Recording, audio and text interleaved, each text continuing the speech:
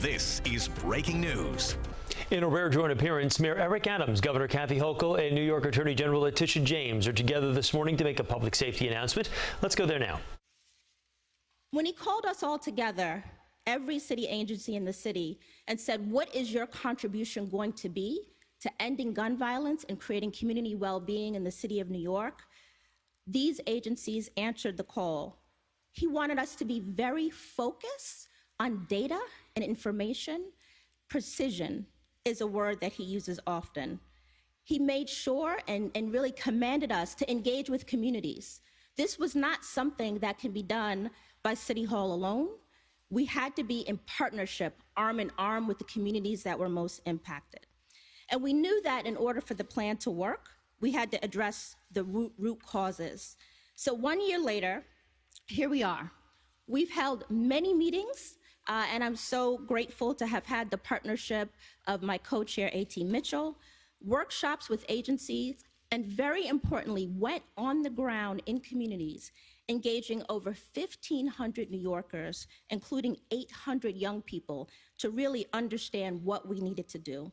Today, we're unveiling these recommendations as part of our blueprint for community safety.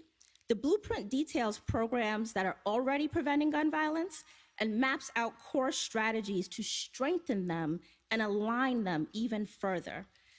Everything from the work that we do for summer youth employment to our Be Heard programs and other programs and initiatives addressing mental health. What we understood when we came together was that access to jobs, employment opportunities, how our commercial corridors are doing, the state of housing, the state of our public housing, as well as even sanitation. All of these things contribute to community well-being and community safety. And so this blueprint recognizes that all of those things have to work together. It is both a public health and a community development approach. So this blueprint would not be possible without so many incredible partners, certainly the leaders that are here today, but also many institutional partners. We are joined here by members from John Jay, leaders in criminal justice, many CMS providers that are on the front lines doing the work every single day. Every Town for Gun Safety, which is a national organization that has been focused on this effort, as well as the United Way of New York City that has been an important partner. I'm very grateful that the team internally has been working extremely hard on these issues, and we have all been led fearlessly by our mayor, Eric Adams. Mayor Adams? Thank you. Thanks so much, Deputy Mayor, First Deputy Mayor Wright, and I just cannot say enough about the number of conversations the governor and I have had together on this issue.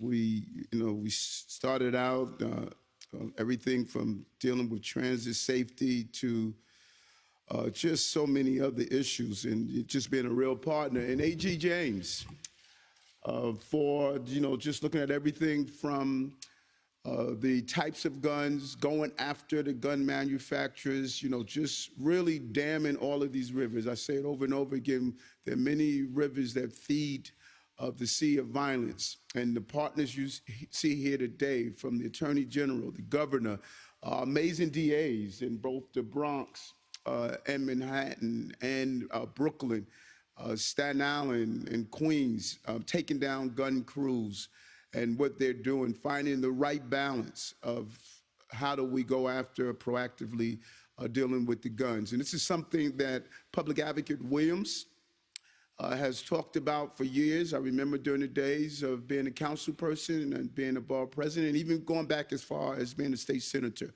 talking about the many issues that impact gun violence and how do we have a proactive approach to it.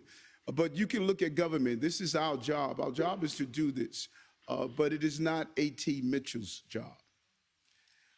He is not elected or hired by government. And the number of days that I have responded to crime scenes, shootings throughout this city, sat in hospitals, watched the men and women of the crisis management system respond. They don't have bulletproof vests. They don't have helicopters. They don't have the artillery that the law enforcement community currently possess, but they've been doing the job. AT, you are just a symbol of the entire crisis management operation on the front line every day. And I cannot thank you enough for over almost 40 years of friendship, watching you do this work in a real way, saving lives. Thank you so much for it.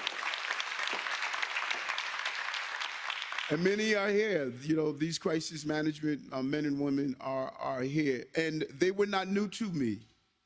I've known them for so many years, and they looked towards this administration and say, we can just hold on long enough for Eric to be the mayor because he gets it. Right. You know, so our time has arrived, you know, our time has arrived, and now we have to get something done. There's a small window of opportunity to bring the level of aggressiveness that we need, intervention and prevention. We've been doing the intervention and what was needed. And I said over and over again, public safety is a prerequisite to prosperity. Public safety and justice is a prerequisite to prosperity. It is what I campaigned on, it's what I promised, and what I committed to the people of this city. And you're seeing the results. Homicides are down. Shootings are down. We're zeroing in on those extreme recidivist individuals. Through July 29, shootings in New York City have declined compared to the same period last year. And just think about this number for a moment. Since taking office, we have removed 11,000 guns off our streets. 11,000 guns. And the removal of those guns, we cannot do it effectively or correctly if we didn't have the right partnership with our district attorneys, and all that they had to go through on dealing with the new changes of laws. They stood up and they still handled the cases appropriately with the partnership of our partners in Albany, both in the Senate and Assembly, and the leadership of the governor. Our actions has contributed to New York City being the safest big city in America. Sometimes those random acts of violence, like we witnessed over the weekend, it sort of takes away from the correct narrative. New York City is the safest big city in America, and we need to be clear on that. And I think that we need to keep letting people know that over and over again. And this is a direct result of what we're doing. We know what's worked. That's why the work of the Gun Violence Prevention Task Force, led by Deputy Mayor Wright, with all the stuff you have on your plate, you know, Sheena, you just, you know, dug into this and delivered a qualitative product. You know, listen, I knew what I was doing. You know, job well done, job well done. And so we're making a historical step that I believe is going to cascade throughout the entire country. With this new blueprint for community safety, we're not just talking about it, we're spending about it also. We are going to allocate $481 million to this plan that will double down on public safety efforts, invest in our most impacted communities. The map is clear. You do an analysis of the map, you see high gun violence. You're also going to see high unemployment. You're going to see dropout rates high. You're going to see mental health issues high. You do an overlay in a GPS mapping system of this, and you will see the same problems are isolated and concentrated in the same community. And this is what Chancellor Banks has been talking about over and over again, that if we don't start really being more proactive, we're going to be in a constant, perpetual cycle of being reactive. And that is not what this administration is about. We're an upstream mindset so that we could prevent people from falling in the river, that we don't have to pull out of the river downstream.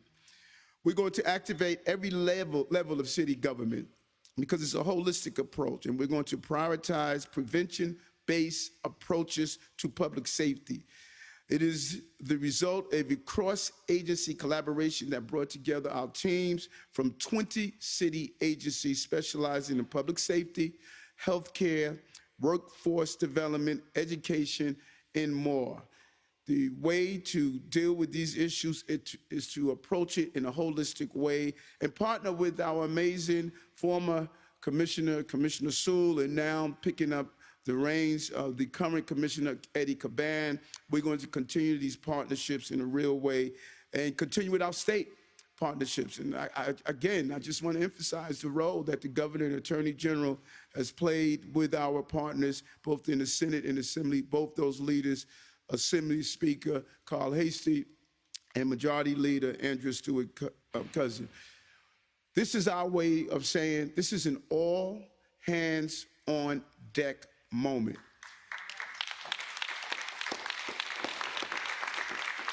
The First Deputy Mayor Wright is correct. The people, everyday people, sitting in the meetings, having good solutions, sharing them with us. We cannot thank them enough.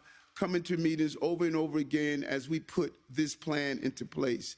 Time and time again, community members advocated for their needs and proposed these real solutions because they know better than anyone. That ending gun violence requires more than enforcement, more than policing, far much more. It requires attention and investment. That is why this blueprint is on a community development approach that focuses on preventive measures and long-term strategies. We sought out to answer a key question over and over again that we heard. How can we stop the violence before it happens on our streets? The number of youth town halls we did across the city with young people, I was blown away. People often want to define this for young people. Every town hall, two things came up over and over again. Public safety, better relationship with police, and dealing with mental health. Over and over again, all the town halls we did with these young people, they were more forward thinking than anyone else. And I did not hear one town hall that they stated they wanted their school safety agents out of their schools. So I don't know who other folks are talking for, but those young people had a relationship with their school safety agents and they wanted them in their school. They don't want to be abused. They want to be treated with the respect and dignity that they deserve. And that's what this plan is all about. We sought out answers.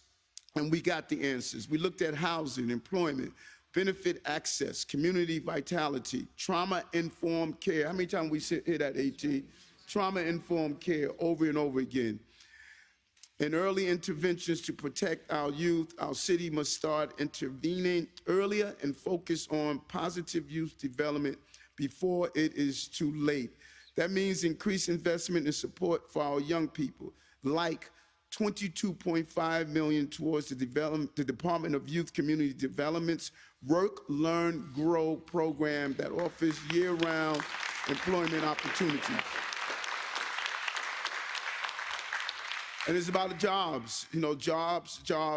That's why we're doing the hiring halls. But we also are investing $6.6 million for job training for our out-of-school and out-of-work youth. 18 to 24, the countless number of young people who are not in school, they're not working, they're not in training, they're doing nothing at all. Someone must throw them a lifeline and tell them there's a better road and a better opportunity, and that's what we're doing.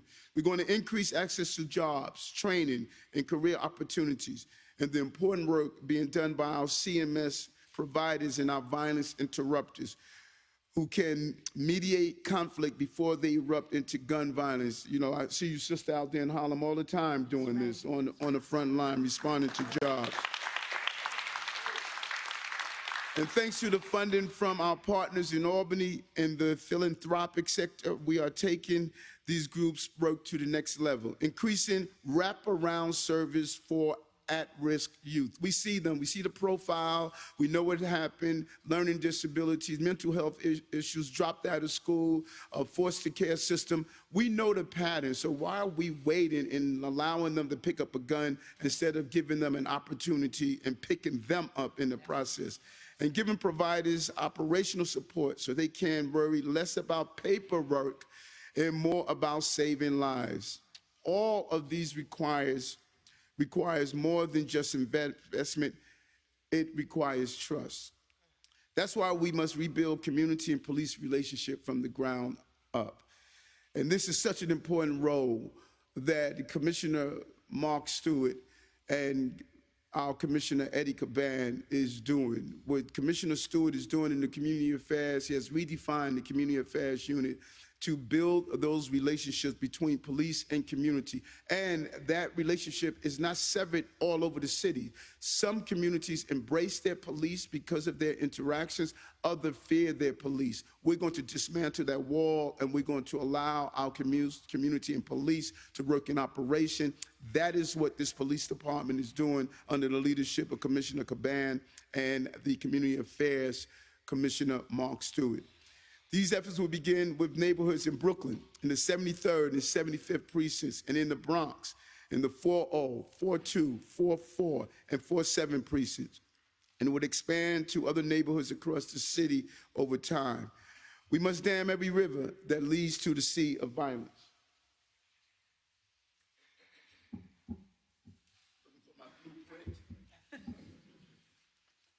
A lot of work, a lot of effort went into this document. You know, my life work went into this. I know the importance of this. I know what it represents to far too many.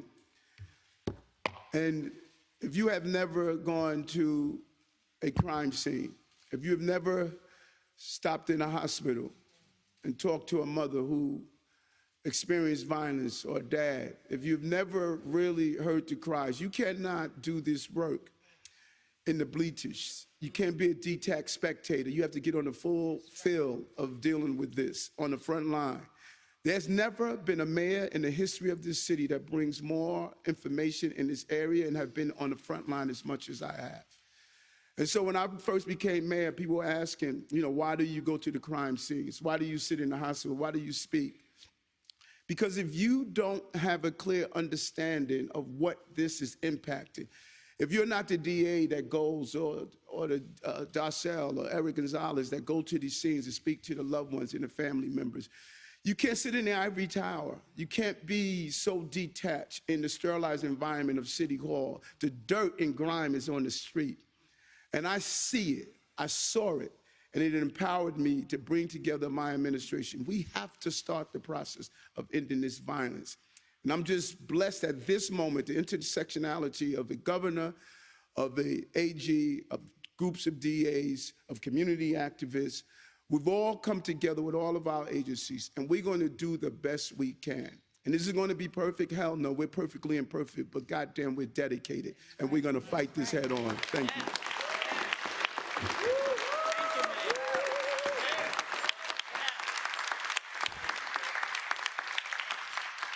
Thank you, Mayor Adams. And as you can see, that's why we're here.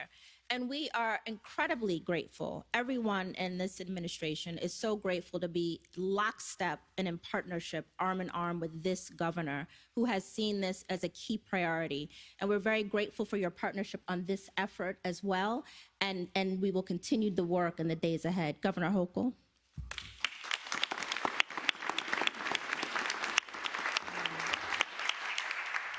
Good morning. Good morning. This is what a strong, healthy, productive relationship between the state of New York and the city of New York looks like, if you've not seen it much before. United together in a common cause to eradicate crime and violence and pain from communities. That is what Mayor Adams and I have talked about incessantly. It's what we wake up thinking about. We go to bed thinking about how we can roll up our sleeves and work together to not rest on the laurels of this being not just the safest big city in America, but you also live in the safest big state in America. But that's not good enough for us. We're going to keep raising the bar because every New Yorker deserves the security of going to bed at night themselves, knowing that they and their children and their loved ones are safe. So I thank Mayor Adams for helping us redefine the relationship between two very important governments and letting the people know that the era of the governor and the mayor fighting each other is over. That's right. That we're going to fight for the people of New York. So thank you, Mayor. Thank you to an extraordinary Attorney General who also understands that lessons we can take from New York City and what you're doing here, Mayor, with your incredible team can be applied throughout our state, and we are committed to making sure that happens as well. Attorney General Tish James. And I want to thank the First Deputy Mayor, Sheena Wright, and A.T. Mitchell for dedicating the last year of your life to this, but your entire lives to this. And we will look back on this time and say, this is when we truly began a change, that people started really believing that their leaders are committed. And I thank you for the energy behind this blueprint. I think it looks extraordinary. I've actually read it, spent a lot of time traveling, and I've read every word of it. And it makes sense to look at this problem from so many different facets. It's not just a policing issue, but thank God for we have the finest police in the world right here in New York City, along with our state police. I need to say our state police as well. But thank you. Also, our public advocate, Jumaane Williams. We've had many conversations about the role of what a community can do to a person, whether they have a good education and decent housing, and how that can affect their outcomes in life. And I want to continue working with you, our great public advocate, Jumaane Williams. Let's give him a round of applause. And our district attorneys, who are out there every single day, and in fact, when they're not on the streets doing their work, Darcel Clark and Eric Gonzalez, they're up in Albany helping us make sure that the language of the laws are allowing you to do your jobs and that you receive the resources that you so desperately need. And we did deliver on that this year. So let's give a round of applause to our district attorney. I've decided to not work independently on this issue, that I'm literally deploying my top aides to be embedded with this task force so we can get results for the city, but also that we can use for the rest of the state, and that's how we're going to do it. I also know that we have some backlogs in our courts. It happened before, but really was exacerbated by the pandemic when so many trials never happened, and as a result, you have two scenarios. One is that people are languishing in Rikers, waiting for their day in court because the system is so backlogged and jammed up, and that is not justice.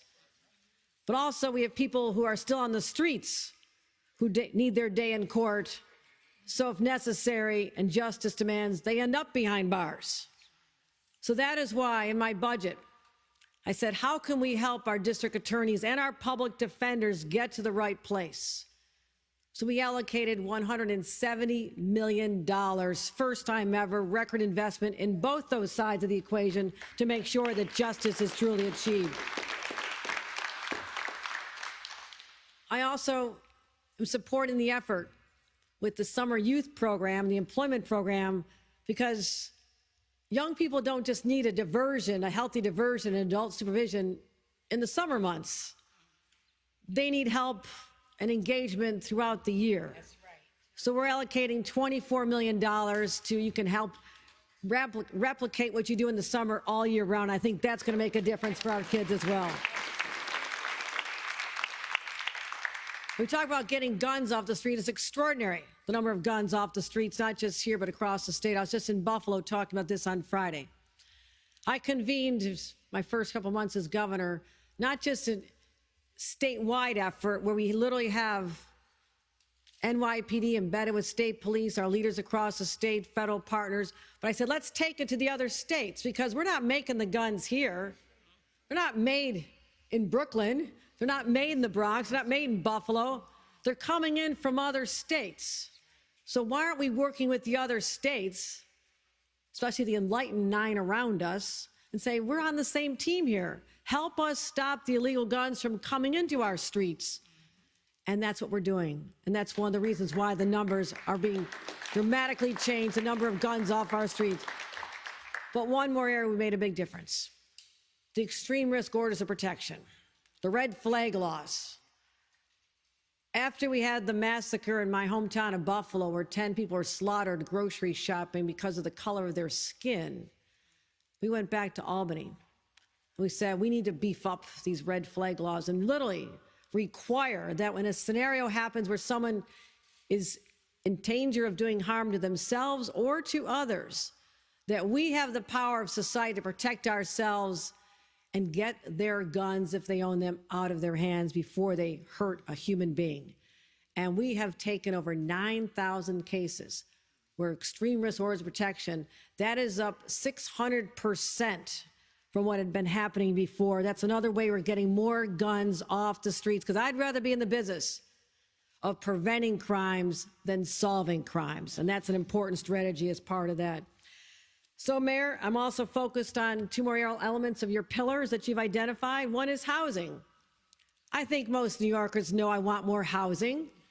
I want more affordable housing, because every New Yorker deserves the dignity of a safe, decent home in a good neighborhood. And young people who grew up in a zip code that does not offer that have strikes against them from the very first day. And we're going to change that. We're going to keep building. And that's how you drive down the cost of housing, by adding more supply. And the last area I want to mention, Mayor, because this is so important to all of our efforts here, mental health. Now people are finally talking about it, because there was always a stigma associated with it. People didn't ask for help, and very few people want to go into the profession. We're changing all that.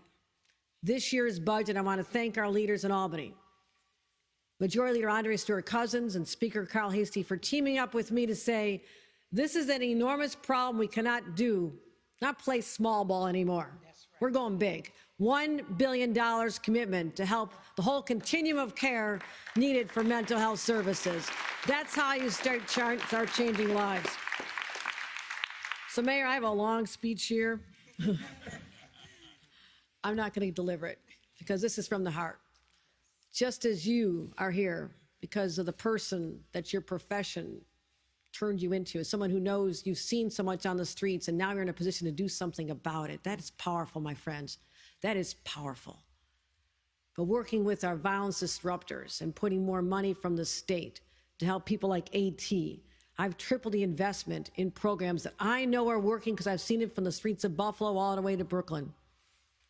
We're making a difference with people who are talking about their own life's experiences. They may have had time in jail. They may have been part of a gang, but they also know that they're the ones who can be the trusted voice in a community, where young people will trust them more than they're going to trust the governor or the mayor.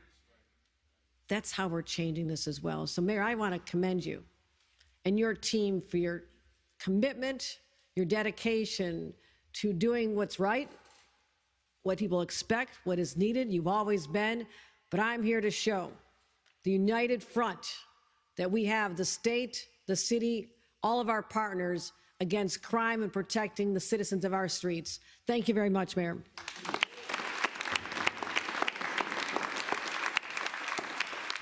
Thank you so much, Governor Hochul.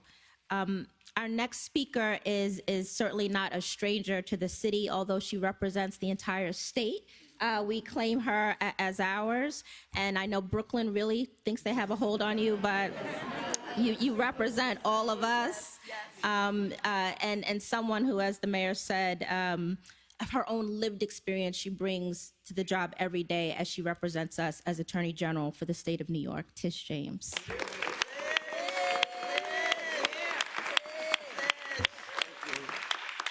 So I don't need this step, but thank you, Deputy Mayor, for that kind introduction. I truly appreciate it.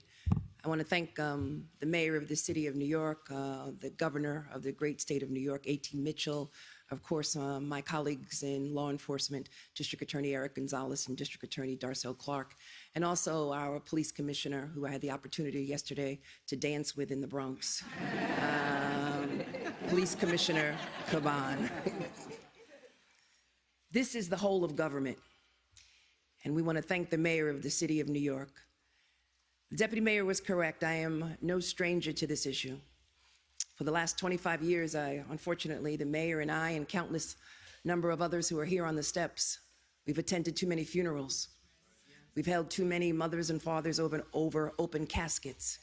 We've been to too many hospitals. We've been at too many crime scenes. We've buried too many black and brown boys, particularly boys. The #1 cause of death for black boys is homicide. The #1 cause.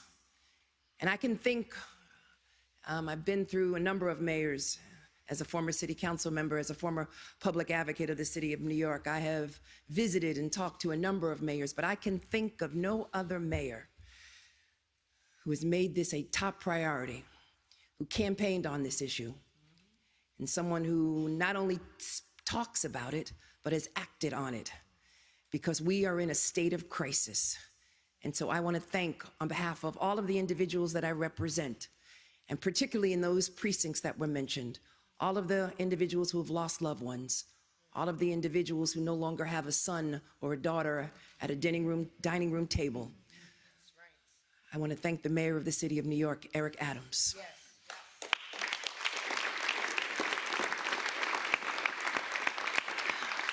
Because we know that gun violence plagues our community every single day and has taken far too many lives in this city and in upstate and in this country.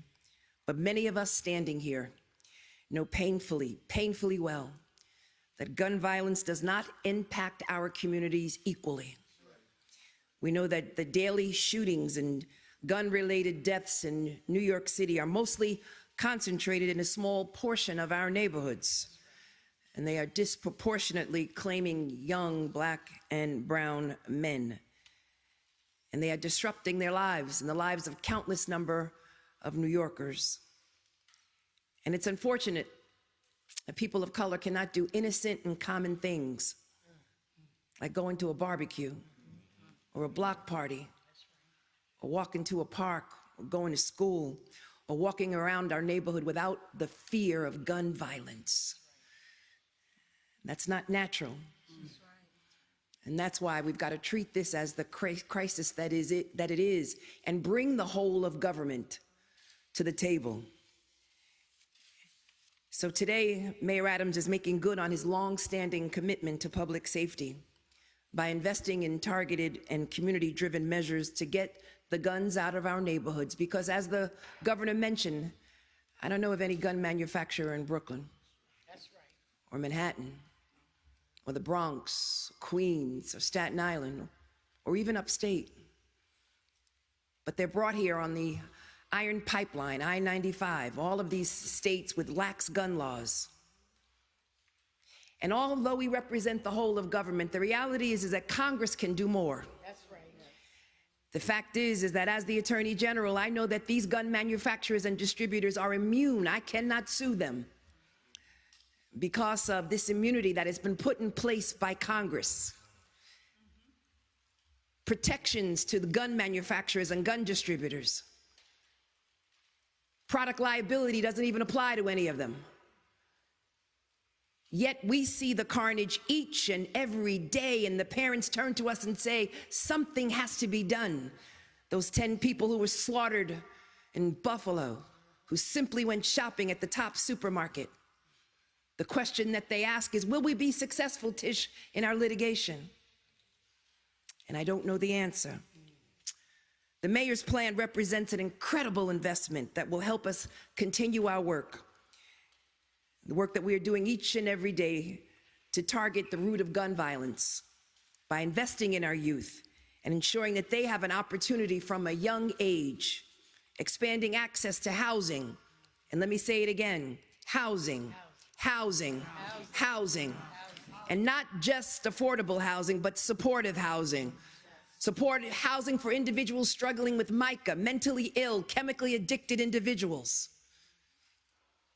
Organizations that were closed under previous administrations now need to be opened. More support for the violence interrupters who are on the ground each and every day because of their lived experiences. Putting in the real and necessary work to improve police and community relations, because believe it or not, despite what you may say, there's communities that want the police on their blocks. They know the police. They want to establish a relationship with the police. They respect the police, but they want the police to respect them as well.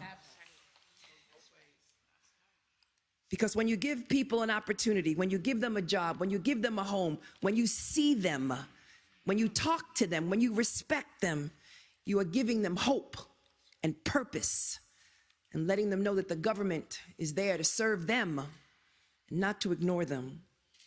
And when we give our children, our kids, places to be in after-school programs where they can learn and recognize that they too can one day be the Attorney General of the state of New York, and let them know that we want to get involved in their activities and increase funding in parks and open spaces. These new programs will go a long way, my friends, in addressing so many of the issues that we are seeing at the local level, and will build on all of the important work that we're doing each and every day to crack down on gun violence. It's an honor and a privilege to work with my district attorneys as we take down gun rings, as gangsters and members of gangs all across the city of New York. I appreciate that. I appreciate the fact that the mayor and I stood together and we sued those companies that were illegally selling ghost guns, those unserialized guns that unfortunately are undetected and pose a threat to law enforcement. We've worked together, all of us here, to take down these gun trafficking rings and hosted a number of gun buybacks. Since everybody's boasting about their numbers, as the Attorney General, I've removed 7,000 guns.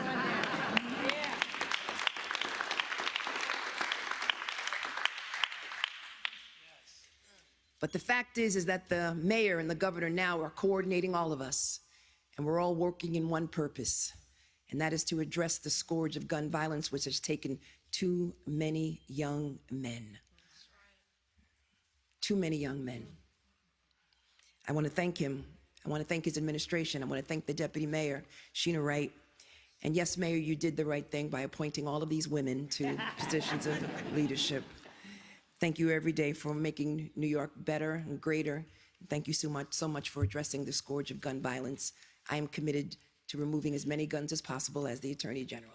And I'm committed to working with law enforcement, and I'm committed to working with all of my colleagues in government each and every day to continue to make New York City and New York State the safest place in America. Thank you.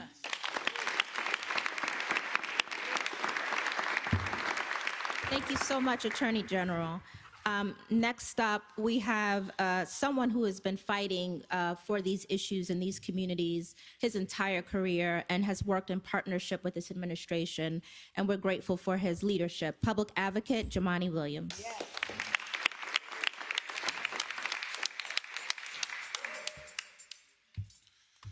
Peace and blessing, love and light to everyone. Thank you, Mr. Mayor, for bringing us all here. Thank you to Governor, AG, First Deputy Mayor, and A.T. Mitchell, and all of CMS, the DAs who were here. First, I want folks to know and understand how dope this really is. You have city and state government standing together on the same page, fighting gun violence. Doesn't happen all the time, so we got to celebrate when it does, because many of us have been asking for this for a very, very long time. So I want us to make sure we take a moment to celebrate that. And I remember Victor, when I was growing up, was the first person I know where I lived who was shot and killed. I remember I was old enough to understand something bad happened, but not really aware of how and where to put it in. And as I went to high school, Terea Starnes, Jeffrey Whitehead, Alex Rodriguez, people, Dominique Sylvester, people were getting shot and killed when I was in high school. And what I was told is the influx of police in the communities were to stop the shootings that never stopped. And we're here now, only have added lots and lots of names to those that I have just mentioned. And I began to understand, I think, what people know right now, because if I was to ask you to think of a safe community, you would not think of a community that has the most police and most arrests in it. No one does. The precincts that are chosen here have those things, but we still don't consider them safe. And that's not because, as was mentioned, our law enforcement don't have a role to play, but it's because for far too long we've asked them to play all of the roles that were needed in these communities. That's a really important distinction to point out, and it's something that so many of us agree on but have trouble pushing forward. We have to also know, as many, we are the safest big city in this country and one of the safest. We have to mention that, even though the media sometimes doesn't. But what we also know is that means nothing to the people who are being killed and their families who are left behind, and we have a lot of work left to do. Now, I'm proud of the work I did on the task force to combat gun violence in the City Council. which AT was a part of. I got to shout out Kay Bain, who was there from the beginning when we got this money and the work that he's doing across the country. He was definitely part of the problem. Y'all wouldn't want to know him way back then. But he's a huge part of the solution now. And I've worked with 3 administrations. The first one was a little skeptical. The second one put some great funding into it. But what I felt was like there was as we were growing, CMS was growing, there was a stagnation of the work that needed to happen, particularly around when the pandemic hit and crime rose. But what I want to lift up from this administration and this mayor is the granular level work that we're trying to do now, the infrastructure that we've been pushing to be built in these communities. We understand infrastructure, we understand granular level work, but for some reason we only understand it with the NYPD. And what this blueprint in my mind will do, will ask the commissioner of the DOE, the commissioner of housing, the commissioner of ACS, and all of the folks that should be doing the ground level work to be structured in a way in these communities that need the most resources because they've been starved for far too long. Because in one zip code, just by virtue of where you were born, you have to work really, really, really hard to fail at life. And 2 miles down the road, just because of the virtue of where you were born, you have to work really, really, really, really hard just to survive. And the question is why, and what are we doing to fix that? Now, this work has to be invested in, even through short headlines and long political campaigns, because sometimes those things damage this work as we ask people's emotions to override their intelligent thought and thinking when it comes to public safety.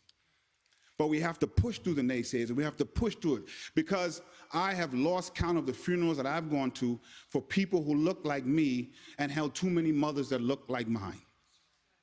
And they're still dying. And New York City can be a leader when it comes to this. And so I have been pushing for this. I'm so glad that it's here. Thank you for the work that's being done. Mr. Mayor, my guess is in the days and the weeks, we may have some conversations about how best to put the plan forward. I think that's going to happen. But today, we have to all stand together and commend you for putting this forward, a step toward the infrastructure we've been trying to get for so long. So I thank you for that. I thank you for having me here. I thank you all. We've been trying to get to this place for a long time. Please, let's continue to go out and save some lives. The answer to public safety is not locking up as many black and brown people as possible. It's in investing in the communities that have been disinvested for such a long time. Peace and blessing, love and light to you all. Thank you so much.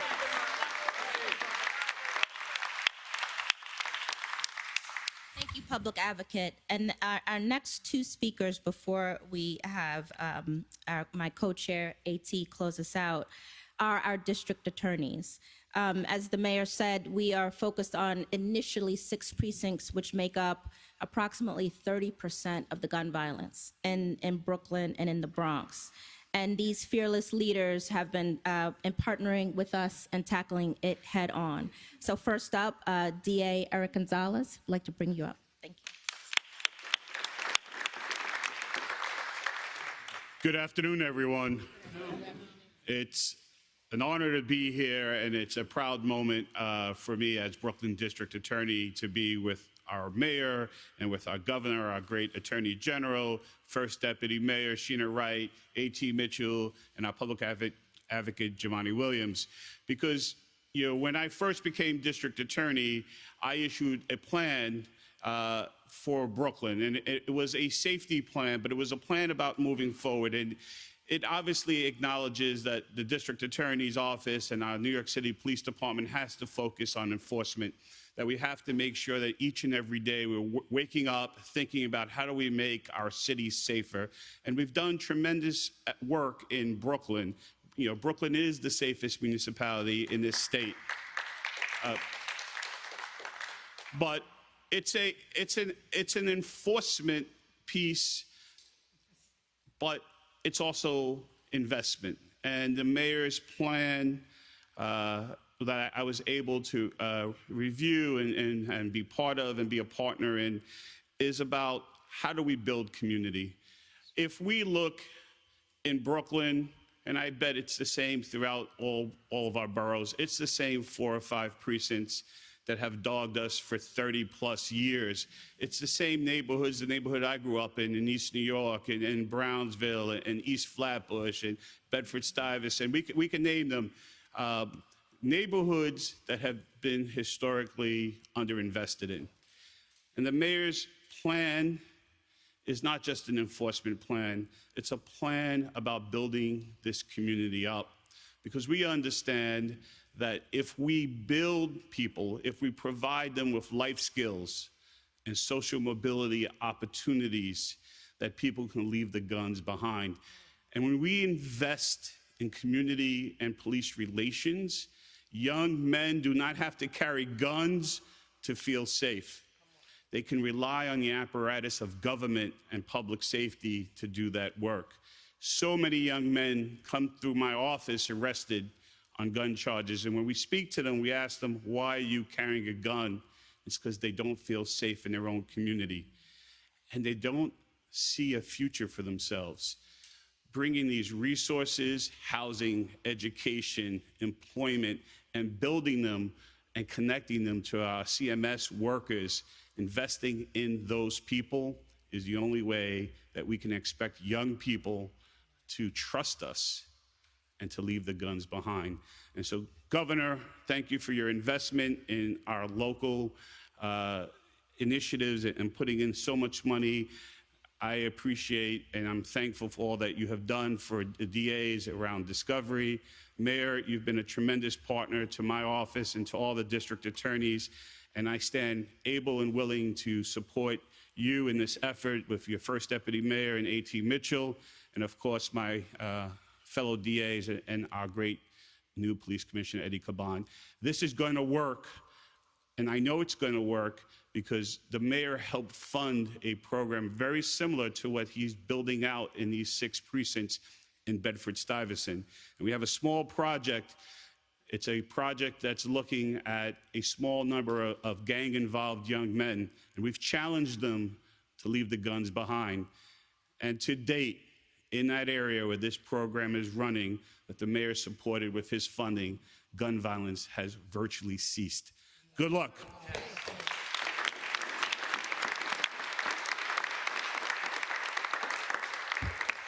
Good morning. Thank you, Deputy Mayor Sheena Wright. Mr. Mayor, thank you. Thank you. Governor, thank you. AG Tish James, thank you. A.T. Mitchell, thank you. Jamani, thank you for those kind words. I'm standing here as a district attorney of the Bronx to say thank you, not just for myself and the work that I have to do every day, like my colleague Eric Gonzalez, but for the 1.5 million people of the Bronx are saying thank you. That finally, an investment is going to happen in our borough for public safety. I have been raising sand for 8 years as DA.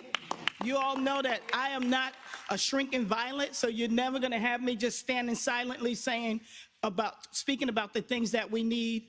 And I'm speaking here today saying thank you because finally we're not going to operate in silos anymore, but we're going to put the investment in the communities that need it most so that the people could be safe. That's what they want us to do. That's what we're supposed to do. So this shouldn't be just a celebration like, oh, we're doing something good. We're supposed to be doing something good. And I'm glad that we're finally recognizing that we can all get together and get this done. And it takes money, and it takes responsibility, and it takes trust of all these people standing behind me. I'm looking at so many of these people. I know this is community. This is not just government. This is government and community and law enforcement. This is a shared responsibility. Everybody plays a role in public safety.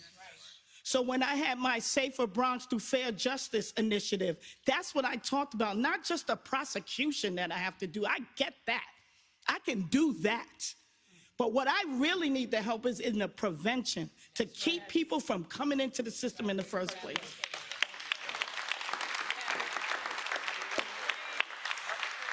to keep them from making those bad choices of picking up that gun in the first place. And the only way that we could do this work, this task force being the #1 priority in getting this happening, because we had to listen to the people that it affected most. We could all sit up in our offices every day and think about what the city needs and what our communities need. But guess what? We don't know unless we're down there with them. We're out there with them. And I have walked these streets.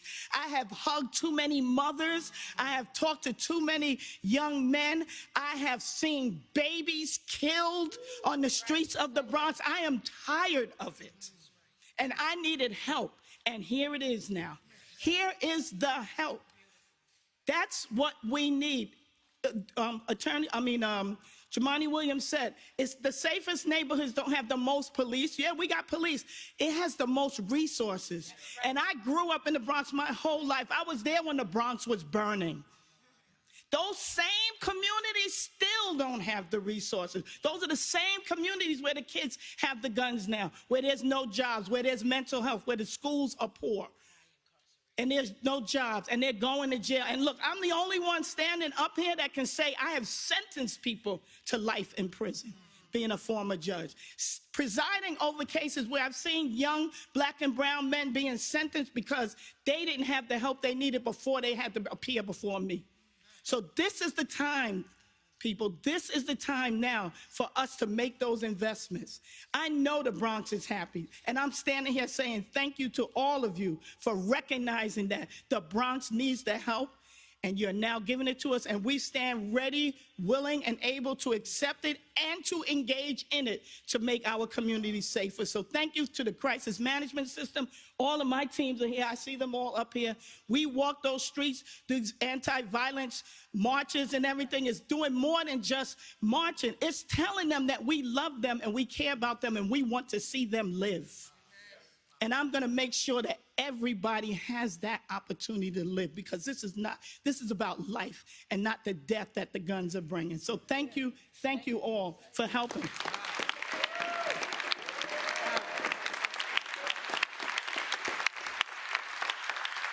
Thank you, D.A. Clark. You can always leave it to the boogie down to represent. Thank you. I also want to acknowledge Bronx Borough President Vanessa Gibson. Where is she? Thank you so much. Our final speaker is the co-chair of this task force. And as the mayor said, you know, he's done this. This is his life's work. I've learned so much from him in this process, and I'm so grateful to be in partnership with him. AT, at his signature line, he has a quote. It's an African proverb, and it will tell you everything you need to know. The proverb says, "The child who is not embraced by the village will burn it down to feel its warmth." And that's what this work is. It's making sure that the village is meeting the needs of the children. This has been breaking news.